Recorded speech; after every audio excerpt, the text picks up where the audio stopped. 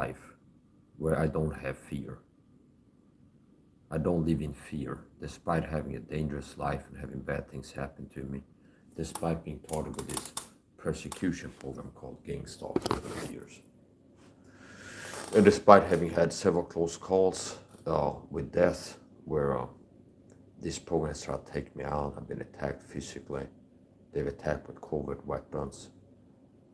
This program has threatened me and made good on threats consistently. This gang stalking persecution program I thought it was being told in video so-called.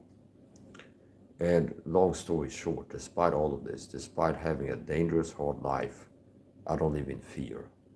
I don't have fear. And being a total video and having to interact with flying monkeys of this program, so-called agents that work for the program, most people coming to me online and in real life that are communicating for this program with direct conversation and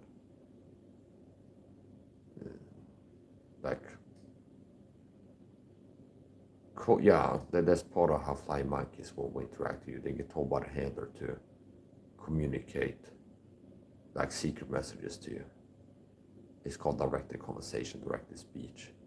And the communication can range from gaslighting to subtle threats, veiled threats, to subtle put downs. Basically, it's narcissistic abuse, covert narcissistic abuse, so-called narcissistic abuse. And one of the things that I've seen is, because the truth is that I'm rarely fearless of a man, and it makes me stand out, my lack of fear, proved by my lifestyle, evidenced by my lifestyle, how I operate. There's something called narcissistic devaluation, where narcissistic abusers, and this program is narcissistic abuse, they use narcissistic abuse on it. If the target has a strength, they will work to devalue it. Meaning, if you're targeted with narcissistic abuse, if you're a targeted individual, you're targeted with narcissistic abuse, and let's say a targeted individual and you have a high IQ, you get an IQ test from psychologists and then they say you got a high IQ. The program will start going, you don't have a high IQ, you're the dumbest person ever, you're dumb. So if the truth is the target of this type of narcissistic abuse that you get targeted with to get targeted video, and it's not all the narcissistic abuse, but that's part of it. Or you just non-targeted video, it's not targeted with this government gang stalking program, but you're targeted by a narcissist. If you have some kind of strength, some quality, a trait that the narcissist is envying, they see you have something good going for yourself, and they're looking to, it can be like just envy that they don't like that you're smarter than them, for example, and then they get a mission to be like, you're dumb, okay, because they don't like how you're smarter than them, and it makes the narcissist feel bad. And it can be more cold than textbook, where it's like, well, the target is strengthened by knowing that they have, it's like it helps their confidence, self-esteem to know, you know what, I got tested, and I got an IQ test, and the IQ test shows that I have a high IQ, I'm an intelligent person. Well, this is not good. It's like you want the victim weakened, having low self-esteem and low confidence, and we don't like anything that strengthens them, internal, external. So we attack your support systems, internal, external. So it's like, if you're told to be they're working to attack your confidence, self-esteem. So if you have something that gives you confidence, self-esteem, it's like, you know what, I'm good at playing the guitar or something like this. The program, the gang stalking, will get people to say, you suck at playing the guitar. Do you understand? You suck at playing the guitar. You can't play. You're so bad at playing the guitar. You have no musical talent. You can't play the guitar. Because the truth is that you're really good at playing the guitar. So this is how they operate, the gang stalking program. That's part of it. And this applies to run-of-the-mill narcissistic abuse. It's like, if you're a target of a narcissist and you got something going for yourself, is that if you have some kind of talent, you can paint, or you can play an instrument, or you're really good looking, or you're really smart, or anything like this, the narcissist will say the opposite of the truth. They call it inversion. To be like, so let's say you're really handsome, the narcissist will tell you that you're ugly, for example, sooner or later. Do you understand? They will attack these strengths. There's like a quality that you have that you know that you have this quality helps your self-esteem and confidence. So anyway, since the truth is that I'm really fearless, I've been a saved man more than 10 years. I got saved before I was 20 years old. And I'm 37 today. And I got to a point in my life as a Christian where I don't have fear being a problem for me. And unfortunately, that's rare. Now, that's natural. Being a Christian, tell a sign of Christian growth and what's expected for every Christian. It's not like, oh, some elite Christian. No. If you're a Christian, the natural growth should be that you become less and less fearful over time, and that fear becomes less and less of an issue. There's Bible verse about this. He that feared is not made perfect in love. Fear has torment. He that feared is not made perfect in love. And let's talk about Christian growth. That the more you've grown as a Christian, the less fear will be a problem for you. Because God has worked to go towards perfection, say. So something that's perfect has no need for improvement. To perfect yourself one thing. So if something is lacking, there's room for improvement. That's not perfect. So he that feared is not made perfect in love, which means if you're completely grown, you have no fear at all ever as a Christian. If you be like arrived 100% finished going while still on earth, that's hypothetical. As a Christian, it's like you've grown you're to the highest level of a Christian and you've improved. God has been working on you and you've been walking with the Lord and letting him work on you and you've been grown up to perfection. It's like that doesn't happen, okay? You don't have Christians that are, okay, there's no room for improvement anymore. There's no Christian alive today that's like, okay, there's no room for improvement. They walk around every day, every second, every minute, every day, being a perfect Christian. They're never sinning anymore, and they're just mirroring Christ in nature. They're like a spitting image of Jesus in how they operate in this world. That really doesn't happen. So, anyway, since the truth is I'm really fearless, this program has been attacking that with gaslighting and be like, you're scared, getting cyber stalking. Flying monkeys come to my chat, say Mike's a coward, you're a coward, you're scared, okay? And flying monkeys in real life will communicate this covertly. Now here's the point, since that's not the truth, they had to clutch at straws to make that argument, because the truth is that I'm really fearless, that I'm not fearful, I'm not a coward. And as a matter of fact, I stand out in this world in my lack of fear and my courage. And since the truth, you can't prove a lie to be true, they have to clutch at straws. We don't like how fearless Mike is. We want to say he's a coward. And it's not the truth, so we gotta have to clutch at straws. Mike is autistic. Oh, and Mike being autistic, he has social anxiety, which means anytime you see Mike on camera, I also have sensitivities, which means exposure to LED lights and fluorescent lights and loud noises and stuff gives me stress anxiety.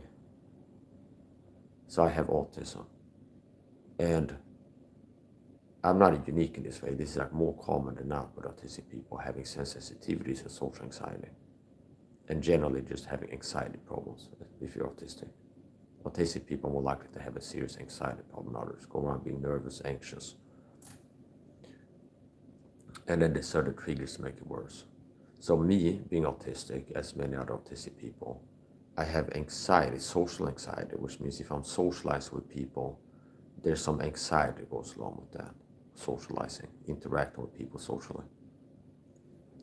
And it greatly improved, okay? I'm not gonna neglect to state how I've greatly improved it, but before, I've grown there. Whereas I used to be, I couldn't do public speak, I couldn't be on camera in videos, too much anxiety. I've come from years back, I couldn't even talk to people on the phone without having like panic attack level anxiety. I used to like live in fight-flight mode, wake up in fight-flight mode and stay that way all day and you have panic attacks. That's something I cured myself of. You suffer from panic attacks for many years. Killed myself for that. Didn't have one panic attack for more than 3 years now. And it used to be at least one panic attack a month. And my social anxiety in terms of that, years back I couldn't talk to people on the phone without having like extreme anxiety to the point where it's like talk to people on the phone was near impossible. I couldn't be on camera because they'd be like socializing, okay, video calls or messages or something like this, or recording videos of myself talking. It's like public speaking. If there's not an audience in the room, it's still like public speaking. So from that to being able to record videos and live stream, and I'm not always like super anxious doing that. So anyway, here's the point. Since the truth is that I'm really fearless, and this program doesn't like it, they have to clutch at straws. It's called like a logical fallacy. Your logical fallacy is clutching at straws. So since we want to say Mike's a coward, to project our cowardice to him, onto him, to accuse him of being a coward, because that's the truth of us. We people doing this have a lot of fear in our life, and the flying monkeys are fearful. And to just devalue Mike because he has this admirable trait of fearlessness, courage. We want to say he's a coward, so since it's not the truth, we have to clutch at straws and be like, well, he is autistic and has social anxiety. So if people see him on camera, at times he's nervous, anxious, and if he socializes with people, being autistic, he has social anxiety. So socializing gives him anxiety. And exposure to lights and loud noises gives him anxiety. So anytime people see Mike, either he's socializing or staring into an LED screen, his phone, or being liable to socializing, okay? And a lot of times you can tell he's nervous and anxious. So let's say that his autistic nervousness, anxiousness, tension is fear, say. Because one say he's scared. So since Mike has sensitivities and being exposed to lights and sounds and stuff gives him some stress, let's say that he's scared because you can see Mike being tense and nervous a lot of times. So let's say his tension, nervousness, anxiety that he has now and then, let's say that that's fear, say, because you want to say he's scared. So the truth is, Mike's autistic has sensitivities, and sensitivities is not a character defect. It's not like, oh, I'm scared of lights. What are lights going to do to me? And you like work yourself up thinking about lights, and then you start being anxious. No, it's like an allergy, like an automatic response, like a person that has epileptic seizures, like people that they are epileptic. They have like these warnings, like flash photography coming up. Sometimes you see it on TV where it's like, this video has flashing lights that could trigger epileptic seizures, something like this. It's that type of stuff. So the autistic social anxiety and the anxiety I get from sensory stimuli, auditory, visual, like certain types of lights and noises, give me anxiety. It's like an epileptic that if you have like flashing lights, strobe lights in the room, they might automatically have a seizure triggered, see? And it's not epileptic, it's like, oh no, this flashing lights, it's making me feel bad, I don't like that, what's gonna happen? And then they have a seizure. It's not that they're triggering the seizure, it's like a automatic response, like a knee-jerk reaction, it just happens automatically. It's outside your volitional control, say. So if I go into my bathroom to record a video and I turn on this strong LED light in the ceiling, I know that gets me by experience. I can tell right now I'm calm, see, and all the lights have turned off and I got sunglasses on. Okay, I'm not really looking into the screen, but I know from experience it's like, okay, let's make a video and I want to have good visual quality. I'm not gonna show a product and talk about it or do unboxing and like show supplements that I'm unboxing or something like this. I go to the bathroom, turn on the light and make the video in there if I want to have good lighting. And I know by experience, it's like going there, turn on the light. I can tell that this by looking at the replay of the videos and just made me how I feel in the moment. Then I start getting anxious and tense and I can tell that I start getting nervous and anxious just because of the light. So it's like this LED light, strong LED light, it gives me anxiety, stress, and I start feeling tense, nervous, anxious. It like triggers fight-flight mode, basically. It like gives me a stress response, triggers a stress response. And sometimes it's worth it, sometimes it's not. Okay, like yesterday, for example, I was live streaming. It's like I don't care. It's okay. If it's like I'm not looking to relax right now, I'm gonna get pumped up here and exercise and lift weights and stuff. So it's like if I get stressed by the lights, it's like this still I'm gonna be stressed no matter what. Stress in my body here, pumping iron. So if I'm not looking to relax. Understand? If I'm looking to relax a little bit and think about stuff or read the Bible, it's like I go to a room that doesn't have that type of light. Okay, but since I'm gonna be like hyped up and exercising anyway, it's like I'm not really concerned about if I get a little bit stressed. Right now, I can deal with it short term. And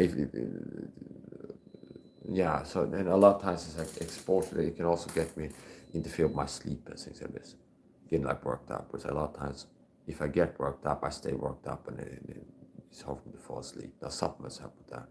So what's the point? Since the truth is that I'm really fearless, and I'm taught of narcissistic psychopathic abuse by this gang stalking program, there's the validation going on where people want to say Mike's a coward. Because the truth is I'm really fearless. So since the truth is not that I'm a coward, the truth is I'm really fearless, and they want to say I'm a coward to devalue me. They had to clutch at straws. They had to twist things. See, it's like the truth is I'm autistic, and I have social anxiety, and I have sensitivities. So a lot of times I'll have anxiety, even if I'm alone in the room, just because there's a certain light on, or if I'm live, there's a public speaking, it's a form of socializing. And now and then I'll be visibly nervous and anxious because of my autism, okay? Sensitivities, there's certain lights, it gives me stress, and I'm visibly nervous, anxious, tense sometimes, or worked up, like stressed. Now, they clutch at straws and go, oh, Mike is nervous, anxious, so let's say he's a coward, he's scared. Say, Mike is autistic, and autistic people are nervous, anxious a lot of times when socializing with people. So let's say if people see Mike being nervous, that he's scared. Say, it's very deceptive and dishonest. It's called clutching at straws. Like Mike is not fearful, he's really fearless, evidenced by his life. But he does have anxiety and nervousness a lot of time due to his autism. And like environmentals can influence the anxiety nervousness level. It's like if there's certain lights in the room, if he's wearing sunglasses, earplugs or not, can the environment and certain circumstances can influence how much anxiety and stress there is. But a lot of times socializing or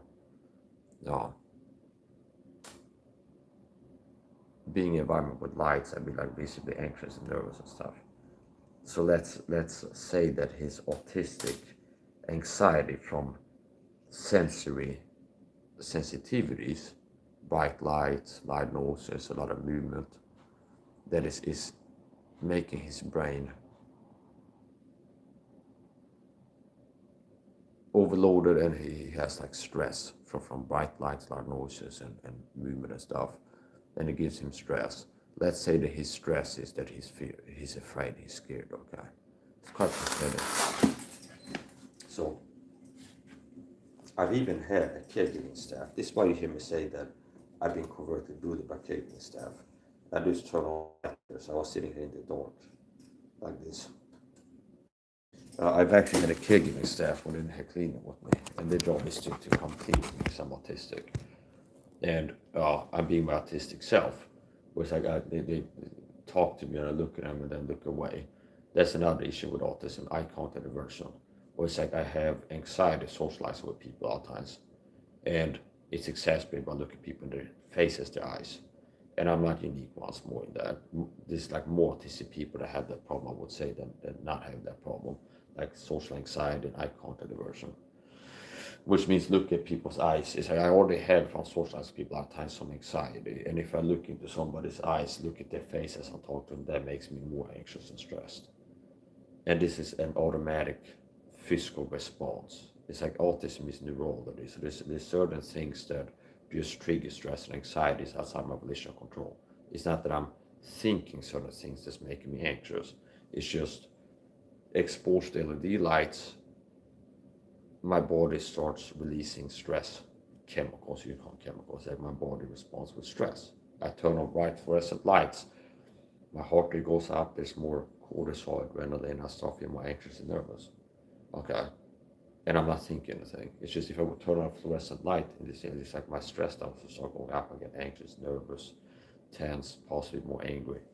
So it's like fight, flight, okay? You can either be like more tense and nervous, but it can also lead to you getting more angry and you know, things like this.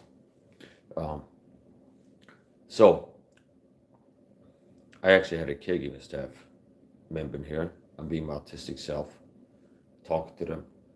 They ask me something or talk to me, and I look at them quickly, I glance over, they look away. And they go, "Did you see something scary over there?" And then laughs as they're walking off. What is that? That looks like you're trying to humiliate me, make me feel bullied and mocked. That looks like you're trying to covertly bully me. Or say, "Oh, Mike has autism icon aversion. He gets nervous, anxious by looking at people in the eyes because he's autistic. And he's nervous socializing. So let's insinuate that he's a coward and scared to bully him, make him feel bullied and humiliated." See? It's like Mike looks at me, then looks away because he has autistic eye contact aversion and social anxiety. And then if he looks at me quickly and then looks away, that's insinuate that you're scared. Okay. It's like, what, did you see something scary over there or what? And she walks off laughing. You understand how disgusting that is. A coward, covert bully type of behavior pattern is what that is. It's really evil. And the same person also act like they're trying to intimidate with the body language. That's another thing that I've seen. Where like caregiving staff, they act as if they're trying to intimidate me with my body language. It's like they're trying to make themselves big and have like this power postures and walk around. It's just bizarre behavior. I've seen that too. Same person was doing things like that too. And the same person who, like, when I look at them and look away, ask if I saw something scary over there, and then walks off laughing. But it's not hard for me to make the case that she's bullying me there covertly. Like, the guy looks at you, looks away, he's autistic, your job is to come clean with him because of his autism, okay? So your job is to help an autistic person with home cleaning, and they're being autistic in the room with you. Eye contact aversion, social anxiety, okay? So they're nervous, socialize with people, and they're avoiding to look at your eyes, and if they look at you, they look away quickly. So let's insinuate when he does that, do you see something scary over there? Do you see something scary over there? And then she walks off and laughs, okay? And then the same woman later, when I'm being kind to her and polite and asking, "Would you like some gloves as you take the trash bags out?" So I have like medical single-use gloves. You're going to touch something dirty. And I offer if she wants some gloves, and she's going to pick up the trash bags and get them out, which is what I did if I'm going to get trash bags. She goes, "No, don't ask that." And like her body language is to try to intimidate me and point fingers at me, and her body language looks like she's preparing to fight or try to make me think that she can't fight, and like look aggressive and hostile in body language. It is quite disgusting. So yeah, I'm not talking about gang stalking, and if you're talking about gang stalking, these people are recruited to talk with covert abuse tactics. They get put up to bully you, target and push your buttons covertly. And I do believe that the reason I felt like some of the caregiving staff members have been worked to push my buttons and make me feel abused and covertly targeted is because they were recruited by someone to do it. They were recruited by the program, the gang stalker want to do that.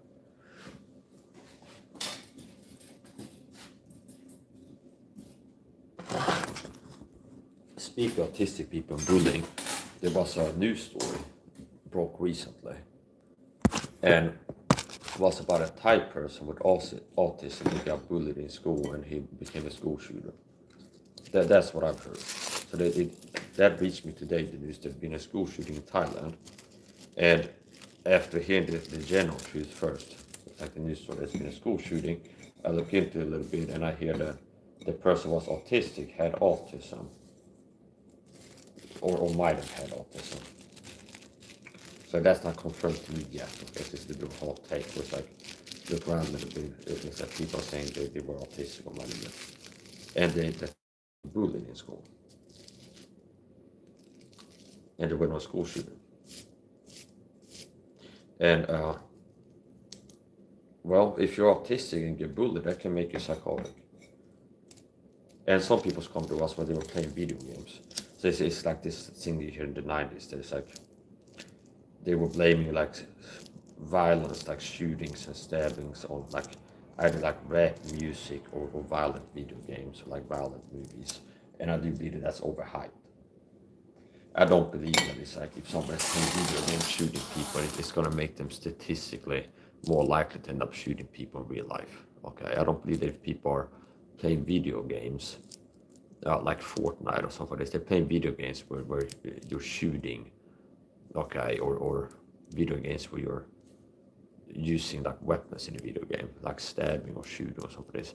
I don't believe if you play Wii Fit and you're practicing boxing, like a fitness game. They had this Nintendo Wii where it's like you have controllers, you can play boxing as other people, like Wii Fitness. I don't believe if you play games where you're fencing or boxing or using weapons, that it makes you more likely to attack someone in real life. As a matter of fact, I believe it can make it less likely, especially if you're neurodivergent.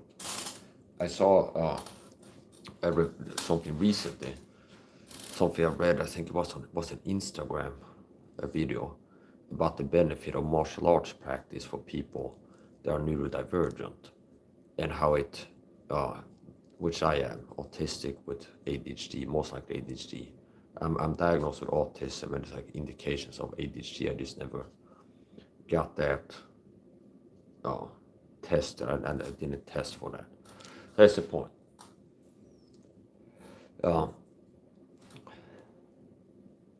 I saw something about how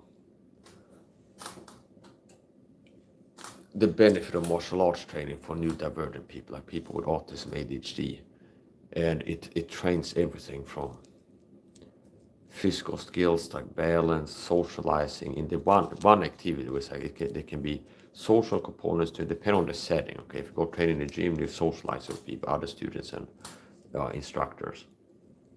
Now, for autistic people with sensitivities, like I have, a lot of times it's like bright lights and stuff, so it might be giving you a lot of stress and anxiety.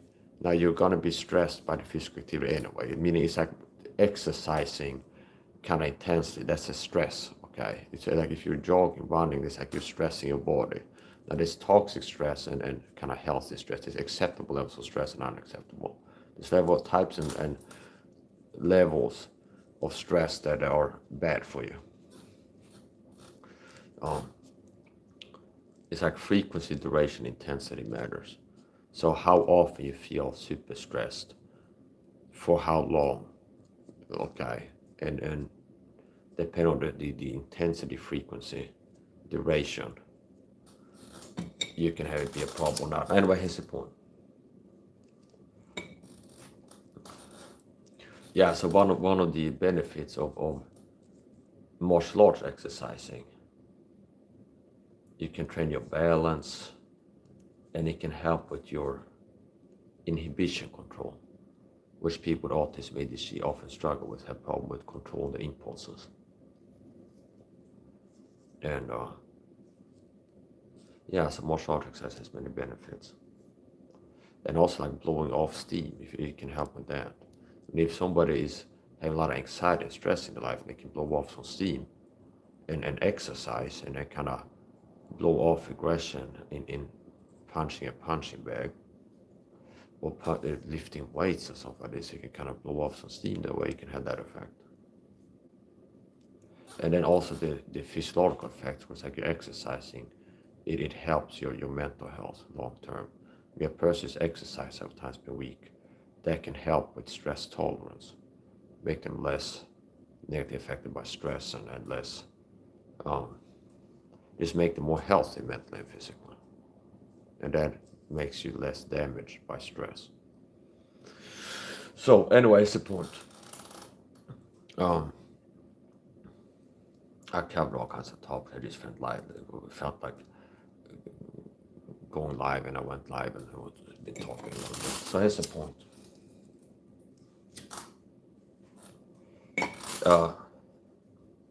I'm autistic, And if it's true what I've heard, that it's not confirmed yet, so it's like kind of like rumors. Okay, I haven't got it confirmed yet. I need to like deep research on this. But this person in Thailand, some kid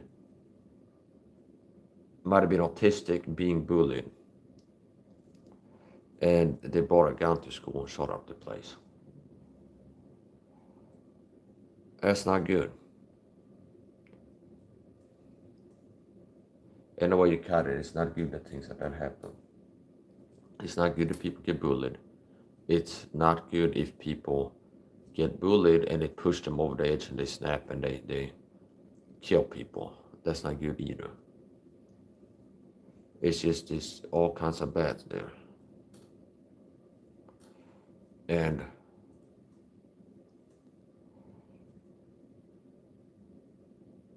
that is a risk factor, okay? Meaning, if you're from experience being an autistic man, I'm 37, dealing with bullying online and in real life covert bullying, and I don't get bullied because I'm weak, understand? It's like I'm not intimidable. I'm not a person who's easily intimidated. I don't get scared. I don't I don't uh, I'm not afraid of the bullies.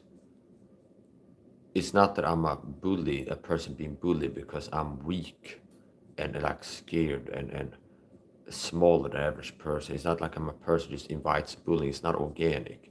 Being a target video talk with gang stalking, these people are recruited, get the job and get paid and coaxed and coerced or bribed to get like put up to target me.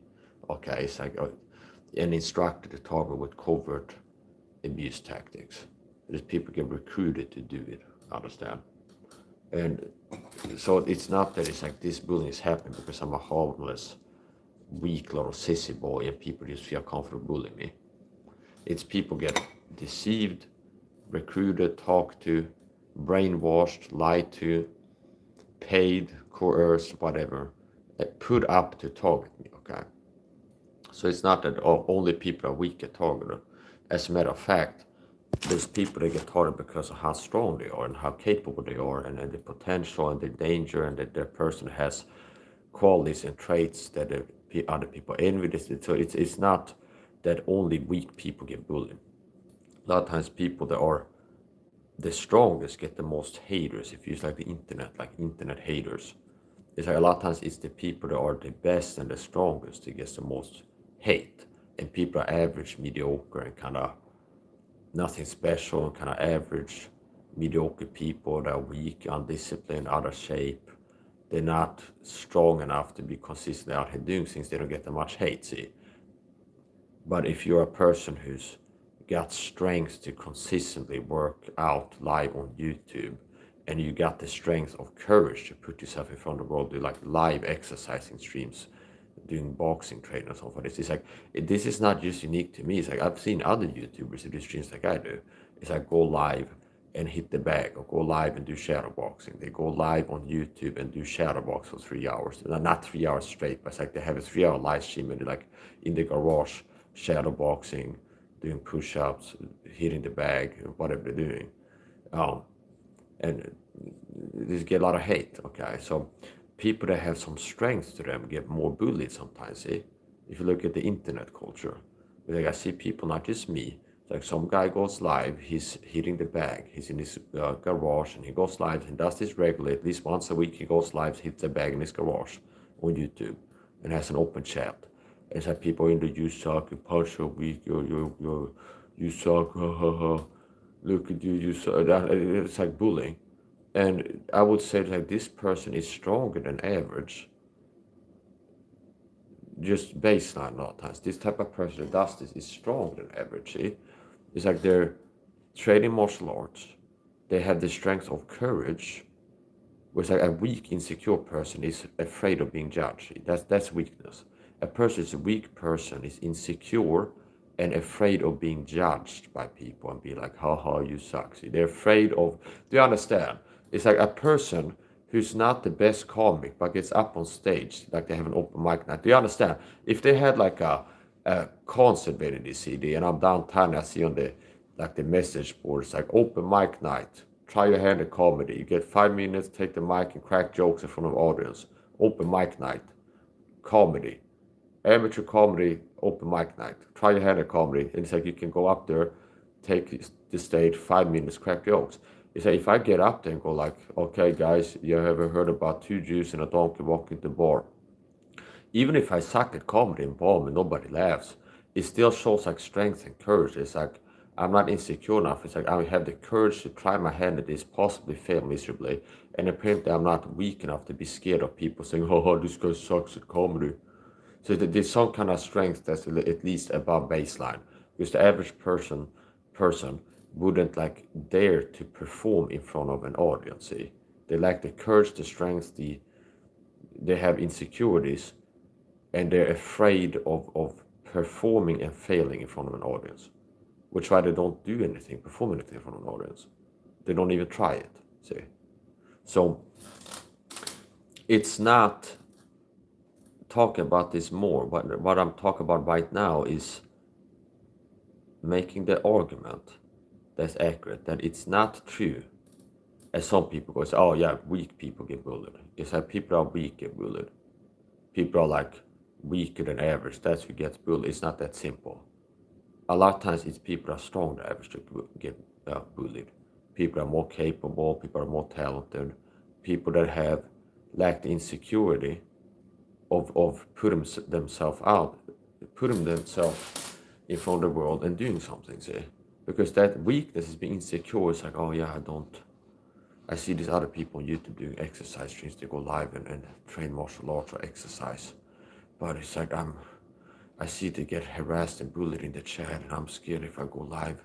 It's like I feel like I might want to try my hand at that, but if I start doing live streams exercising, it's like people will be looking at it and be like, oh, this guy looks bad or he's doing bad. I'm scared of doing that, because people watching might think bad things about me. Some might say bad things or something like this. And I used to have the chat open, and it's like I'm not afraid of it, but it's like it would lead to rageful crash outs, or I lose my temper, crash out, spurt out, and like throw stuff at the wall. Do you understand? It's like people that throw. Do you understand? I'd be losing my temper, being triggered by people harassing me in the chat, and like throw stuff or kick stuff or scream and shout, and they like really lose it. Okay. At times, so it's just better for my mental health that I go live with the chat turned off. Do you understand? I have enough stuff going on in my life that they are making me angry and stressed and messing with me already that I'm irked by. I don't need like the added component when I'm producing content live on YouTube to deal with toxic people attacking my chat and working to push my buttons. Okay. So anyway, it's not that it's weak people get bullied. It can be people that are strong. So people that have the courage, that's strength. Like a person who's a fearful coward is weaker than a person who's a courageous person. A person with low self-esteem and insecurities is weaker than a person that has self-esteem and confidence and that is not living out of like weak insecurities. And a person who's got the balls to get up, I'm gonna go live tonight and do karaoke singing live on YouTube. That shows that they're not insecure. That shows that they're not as insecure as people who are like showing up in the chat going, oh, you suck or something like this, and are not doing things like this.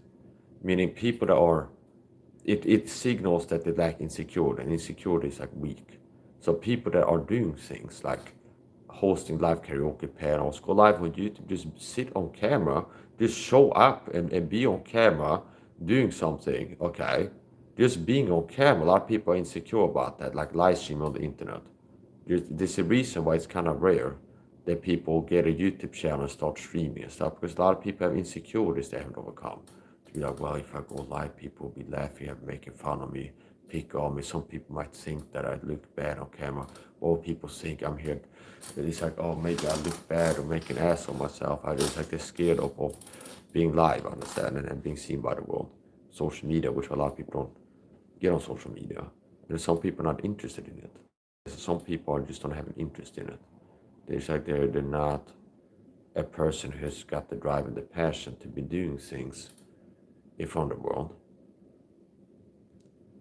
But there are a lot of people that are like they would like, they see like somebody's a gaming stream, like, well, you know what, sometimes I play video games privately. I just like, maybe I'd like to do what these YouTube gamers do and go live and play video games on YouTube in a stream. But it's like, well, people make fun of me. Maybe I won't do a good job at it or something. And because they have fear of that, they don't get into even trying it.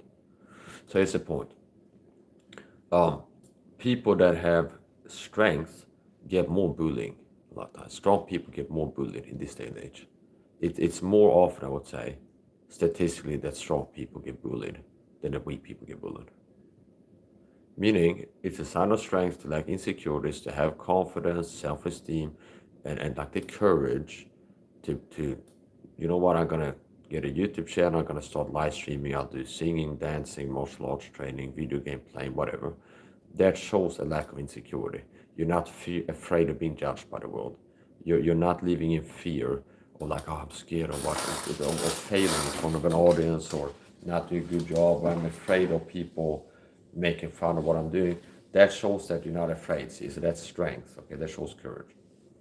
And people that do get more hate. See, people that don't get a YouTube channel and start uploading videos, go live, they don't get any hate. See, they don't get bullying. They don't get into the bullying, cyber stalking, because they're not on YouTube doing stuff on camera.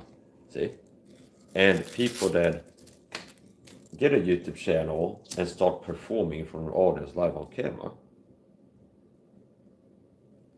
that shows strength.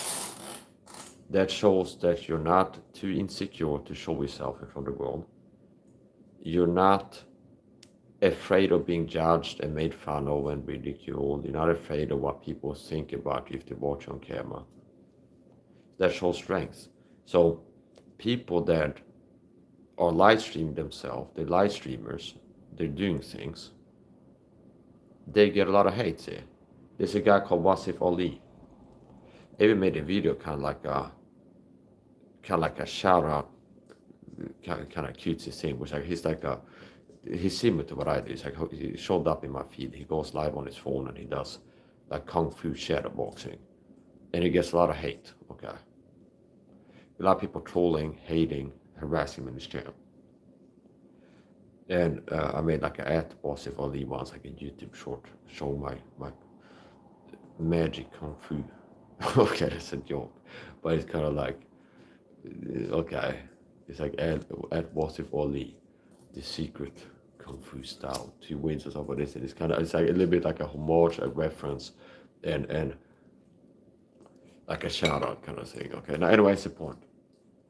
And I've had people come to my chat when I'm doing live training. It's like Mike Saab versus Wasif Ali or something like this. People are showing up in my chat. It's like Wasif Ali will take you or something. You can never take Wasif Ali or something. Wasif Ali is better than you or something like this. So anyway, it's the point. So he's a person that goes live and does shadow boxing, okay? And he gets hate, cyber stalking, he gets cyberbullying rather. People show up and they say, oh, you suck, you look ridiculous. He gets hater comments, okay? Why? Because he's less weak than some people are. He's got enough, he's not insecure enough to be afraid of performing on camera. He has the strength to be consistent with doing physical activity, exercising live on the internet. So notice how like these are checking boxes for strength. And it's not that it's wow, it's like a person who's a live streaming YouTube that shows that like a super strong, but it's like contrast to baseline. I mean, it shows that the person is less weak than a lot of people are, meaning they don't have insecurities to a level which is weak, where they have fear of performing in front of an audience. They don't have insecurities, they don't have fear of people making fun of them or mocking them or seeing them do stuff and be like, oh, like think bad things about them. See, so that checks a box for strength. And a person who does that on the regular, that shows discipline. The opposite of being lazy, which is weak. It's like people like that are weak and undisciplined. That shows that they have like consistency. It's like several times a week go live on YouTube exercising. If that's shadow boxing or if it's dancing or whatever you're doing, it still checks a box for strength. This person is consistently doing something that's not super comfortable, not super easy. It takes some effort, okay? And they're doing that consistently in front of an audience, and a lot of people attacking them, okay? And they keep doing it. That shows strength, see? So people that are strong or stronger than average, character-wise, spiritually, physically, get more hate than people that are weak a lot of times in this day and age. And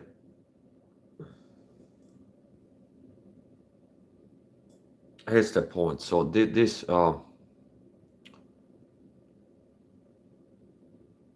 meaning it's not that only homeless people that are weak sissies and harmless and like good bully victims that are not dangerous. It's like they're a homeless, weak person. It's not that only that type of person gets bullied. I mean, if it's true that this type person that went on a school shooting got bullied, and the bullies felt like this guy is an autistic weirdo and weak and they're safe to bully, keep picking on him. Well, apparently, they weren't safe to fuck with, understand? Do you understand? Which means bullies are delusional and crazy a lot of times. I'm not justifying the behavior. I'm not saying it was good that he shot him. But if it's true that this kid was bullied in school and is autistic, and if the kids were like, okay, we can pick on this guy and bully him because he's safe. He's like, he doesn't stand up for himself. We just keep bullying him every day. We didn't get any consequences yet. Just he shows up, we start bullying him and messing with him. And he never kind of punches one of us. He didn't attack one of us yet. He lets us get away with this. And we've been bullying him every day, every day, every day, every day. He shows up at school, bullying him. And it's like they didn't have something bad happen to them because they're bullying him yet. They would have been, if they were operating on like a sense of security, it's like, yeah, this guy is weak and weird and we're going to pick on him. And it's safe to do so because this guy is not dangerous to pick on him. Okay. Well, it turned out to be very dangerous if that's the case. Because he shows up after long-term bullying, shows up in school with a gun and starts shooting people, and several people got shot.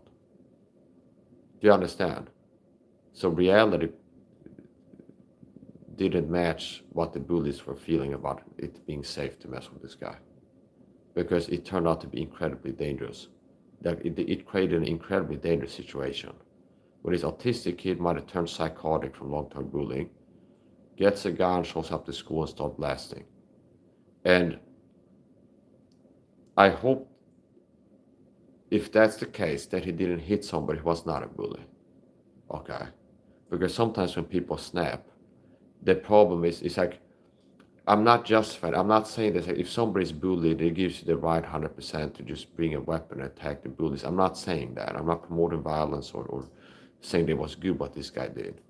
But what I am saying is it's interesting as a topic of conversation and thinking about it and talk about, like a teaching commentary moment, hot take here, where, okay, so if it's true what I've heard, that he was autistic and being bullied. So first I hear that, okay, there's been a school shooting in Thailand. Several people have been shot, okay, in a school setting. Later on, I hear like rumors that he was autistic and that he was being bullied in the school. Okay. Now you have a motive, okay? Where it's not, okay, it's not like, okay, the guy was schizophrenic, hearing voices, and I didn't hear that, okay? That's not what I'm hearing. That's like, okay, the guy was hearing voices, and the voices told him to shoot people or something like this, and they listen to the voices. No, it's like you can see a clear motive here. Like, and the guy's autistic. Autistic people are more vulnerable to bullying. You can be more hurt and stressed and negatively affected by bullying if you're autistic. And you might be more likely to be bullied if you're autistic too. And bullying will hurt you more if you're autistic a lot of times. You have more stress, you're more sensitive to stress and things like this. And basically, I can see how a person being bullied as a young person with autism, it could trigger like psychosis, it can make them snap and it can really push them over the edge. It's definitely a risk factor. Being neurodivergent and being bullied is a risk factor for violence one way or another. Do you understand? So if you look at like statistics and what the government will say, it's like, okay, drunk driving is a risk factor for car accidents. Meaning if people are drunk and drive a car, they're more likely to get into a car accident. Okay. Being drunk is a risk factor for violence. Okay. So if somebody gets drunk, if people get drunk, statistically they're more likely to end up attacking someone or being attacked by someone. If somebody is drunk, they're more likely to have an accident. If somebody is drunk having a shower, they're more likely to slip and hit their ass in the shower. If somebody is drunk driving, they're more likely to have a car accident. If somebody is drunk socializing, they're more likely to end up getting violent while socializing if they're drunk versus if they're not. Which means you can say that alcohol intoxication is a risk factor for violence and accidents, generally. Okay. In the same way, being autistic, being neurodivergent, having ADHD, autism, being bipolar, having anxiety problems is a risk factor. Like if a person is bullied and they're neurodivergent, they have mental health problems and they get bullied, that's a risk factor for violence happening. Meaning if somebody's being bullied, period, that's a risk factor for violence. Because people get bullied, it will create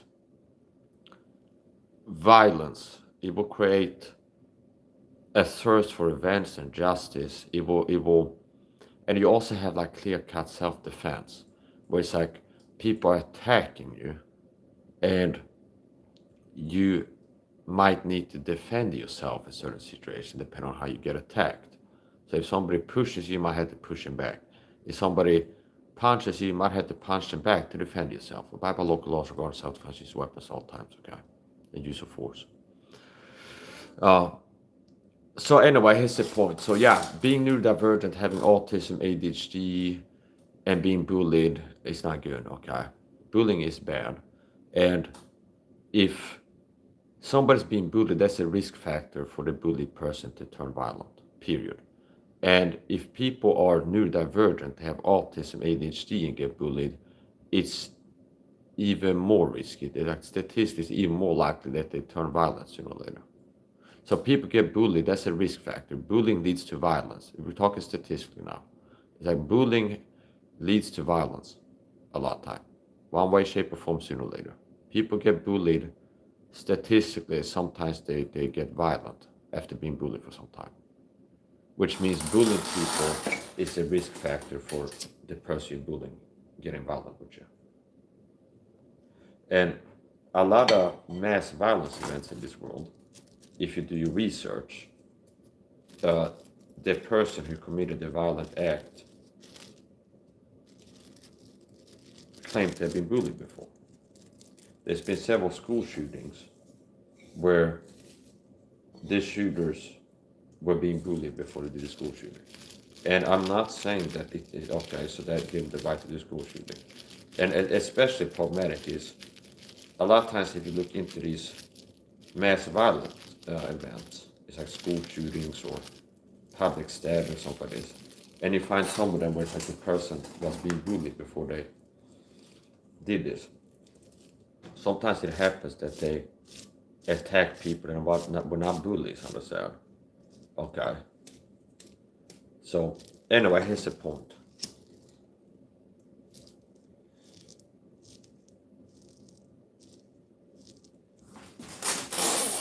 Nobody should be bullied. I despise bullying. Bullying is evil. It's wicked. And bullying is not something that only happens to weak people. And it's not something that only happens to people that are safe to bully.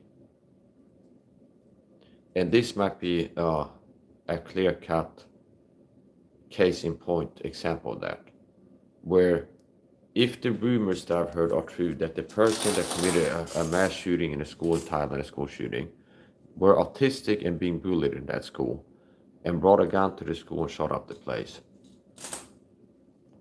and child bullies and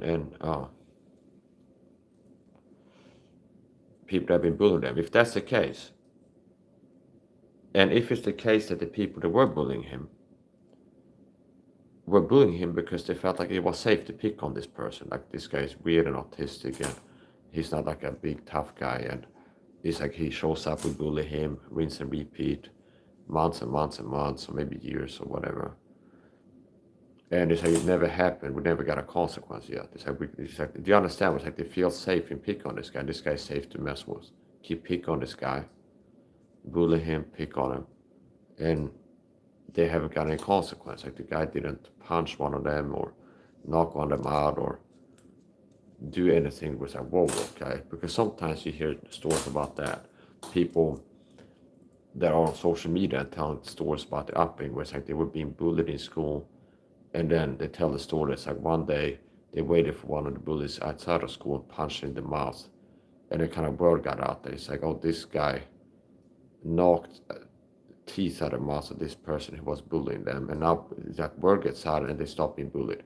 But it's like, okay, I don't want to get punched in the mouth. And this person got bullied. I'm not looking to bully this person, risk being punched in the mouth. Risk this person waiting from outside of school, punched in the mouth. Or something like this. So you hear that sometimes. People tell stories about bullying on podcasts and videos, and sometimes you hear that they will say that it's like they were being bullied for some time until they punched one of the bullies or attacked them or get some consequence, and then the bullying stopped. Now that doesn't mean that I'm recommending you should get violent with bullies, okay? Now anyway, my point is this. Often bullies operate from a false sense of security. So if it's true that this guy who was being bullied in Thailand and brought a gun and started shooting in the school had been being bullied, most likely bullies were feeling safe. They had a sense of security. It's like this guy's a safe, harmless, not a dangerous person. See, they're not a person who's dangerous to mess with. This is a safe, good bully victim just because they've been bullying him long term and nobody got hurt yet. It's like, oh, the guy shows up, we pick on him, he shows up next day, pick on him again. And maybe it's been going on for weeks, months.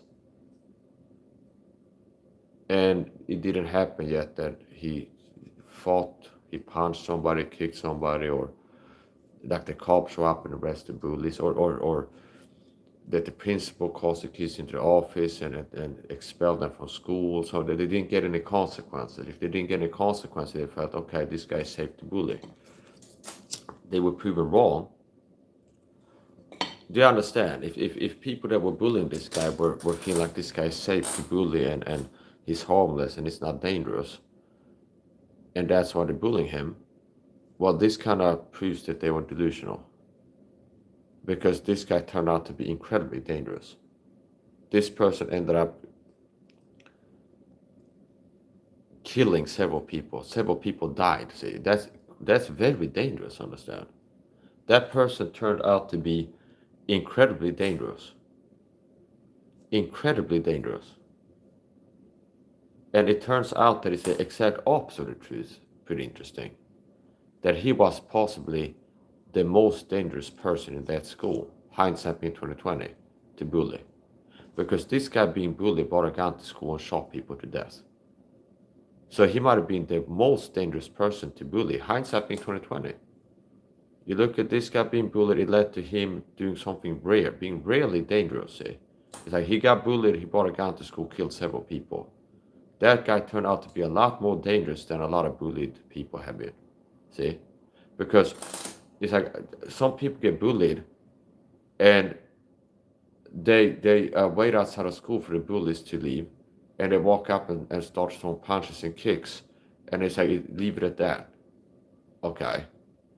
Or maybe call the cops in the cop shop at the bully's house. If we want to talk to your parents, it's like there's been bullying or something, and it's like, oh, okay, and it ends there.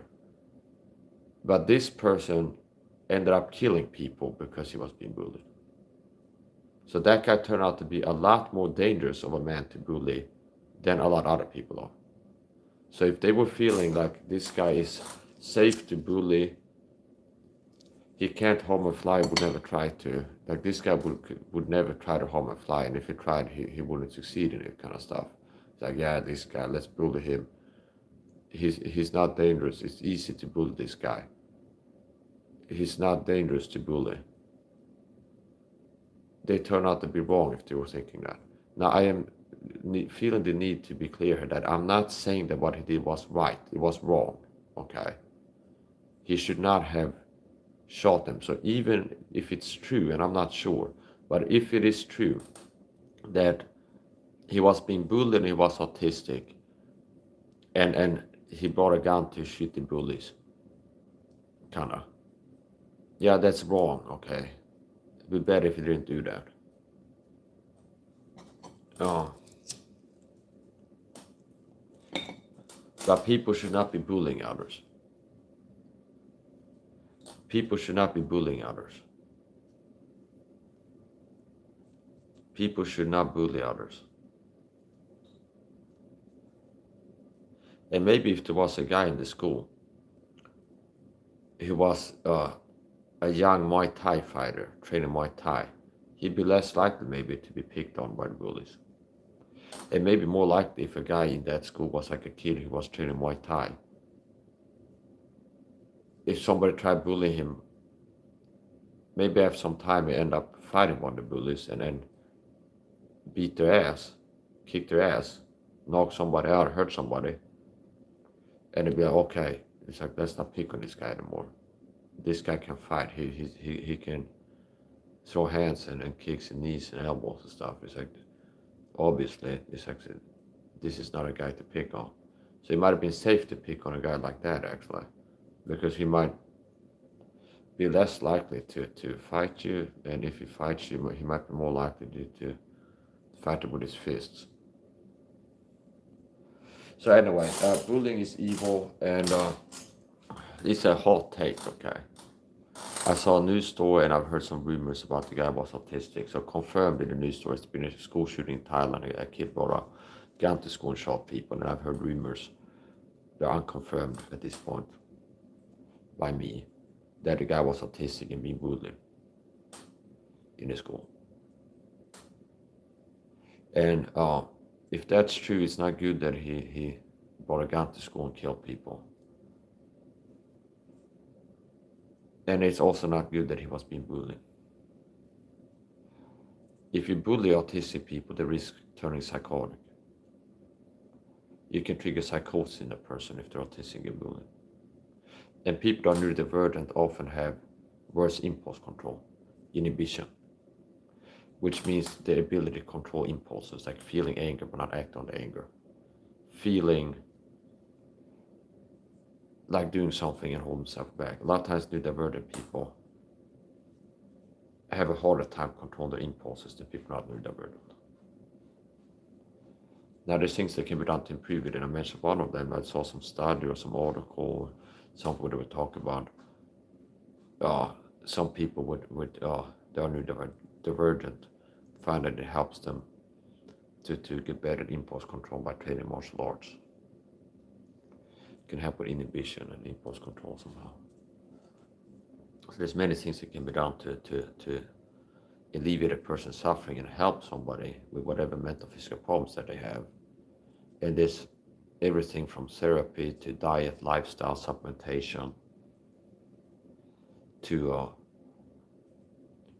activities that can influence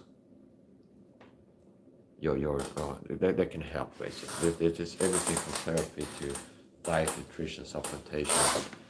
There's talk therapy. There's a lot of things that can be done to help a person who's suffering. Now, unfortunately, it looks like this kid didn't get the help that he needed in time. Okay. And it's unfortunate that it came to this. Okay. I think that this kid could have been helped if he got the right type of help. This could have been avoided. If people wouldn't have been bullying him, and even if he was being bullied, if he would have gotten the help that he needed. And one of the helps that would have been needed is the help to stop being bullied, okay?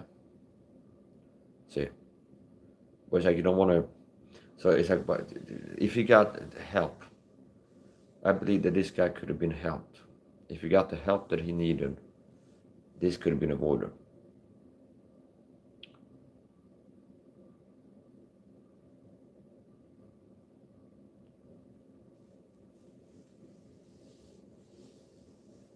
Being autistic myself, if I was talking to a guy's parents, I'd like to talk to them about before this happened. Maybe I'll talk about I'm autistic.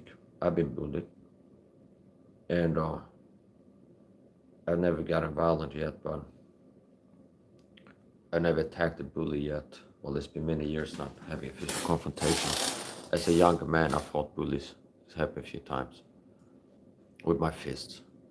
Now, here's the point. If I could get a time machine and talk to the guy, his parents, possibly I'd talk to him about, you know what, if this kid has anxiety and stress and feeling bad, let's talk about supplements that can help with anxiety and diet changes. And if you hear that a person's being bullied, maybe switch to school or look into if there's homeschooling available, which can be a higher quality education actually being homeschooled than public school. Is there like a better school? Is there some kind of special needs class or some kind of school where they have other people neurodivergent and yeah, there's so many things you can get into. But anyway, here's the point. So I've been talking about bullying, autism, and other things from experience and a hot take on something happened recently. So I'm gonna finish up here and possibly keep you updated if I hear more about this.